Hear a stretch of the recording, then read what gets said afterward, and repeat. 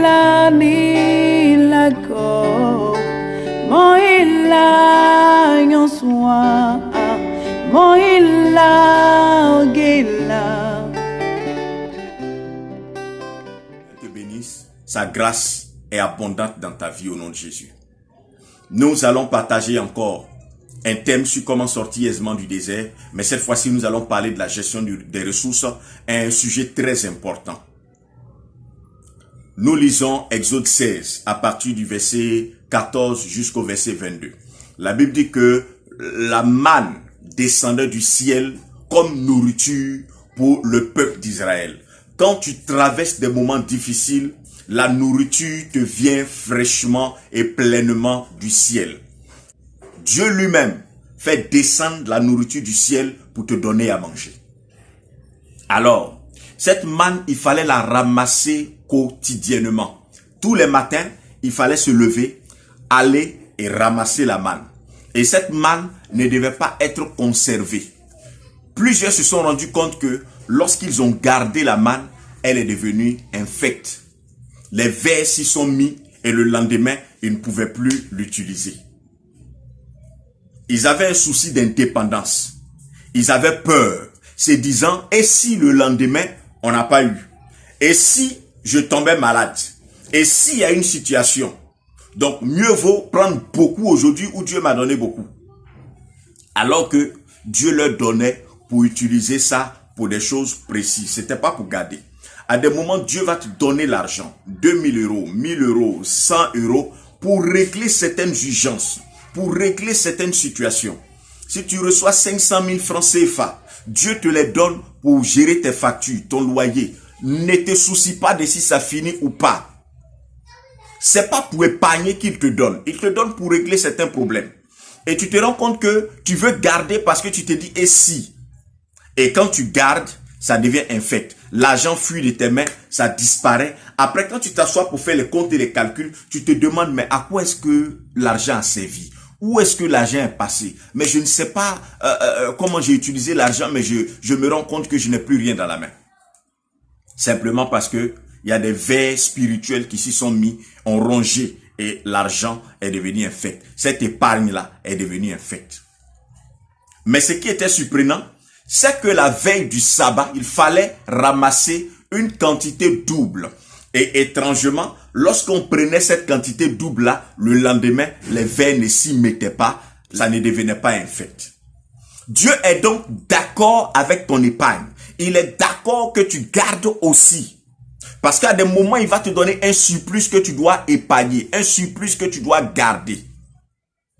Mais il te faut discerner à quel moment il te donne pour aujourd'hui et à quel moment il te donne pour l'année, à quel moment il te donne pour plus tard.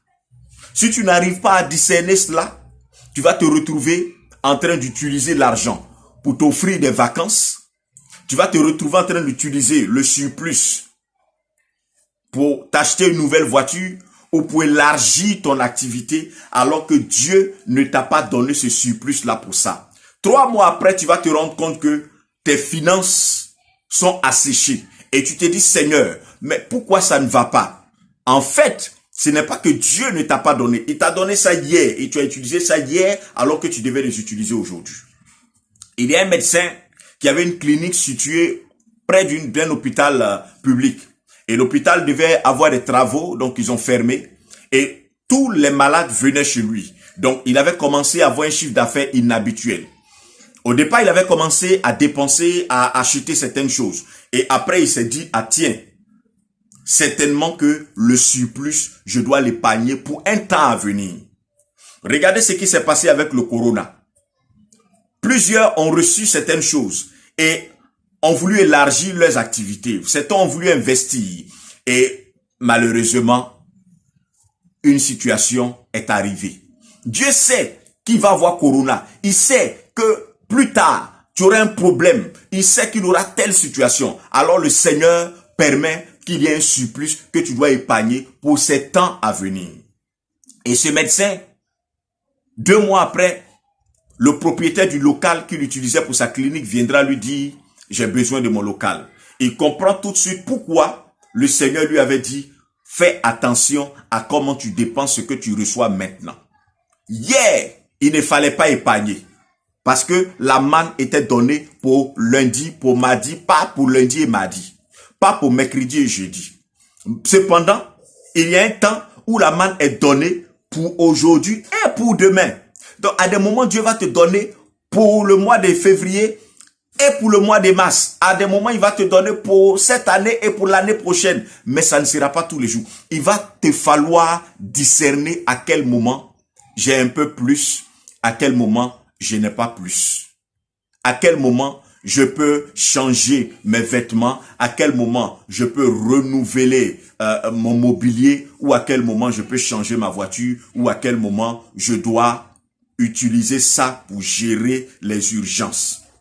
Est-ce que je dois épargner maintenant ou est-ce que je ne dois pas épargner? Ce sont des choses que tu dois comprendre avant d'épargner ou ne pas épargner. Surtout lorsque tu traverses des moments difficiles ou que tu traverses le désert.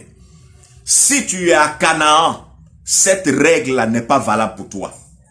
Tu pourras vivre comme tu veux et dépenser ou épargner à ta guise lorsque tu seras à Canaan. Mais pendant que tu es en train de traverser le désert, il faut comprendre que tu dois savoir discerner si c'est pour un temps à venir ou si c'est pour aujourd'hui pour régler certaines urgences.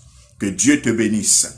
Si ces quelques paroles t'ont aidé à comprendre comment gérer les ressources que le Seigneur te donne et que tu penses que ça peut aussi aider quelqu'un, n'hésite surtout pas à partager autour de toi afin de bénir une vie. Que Dieu te bénisse.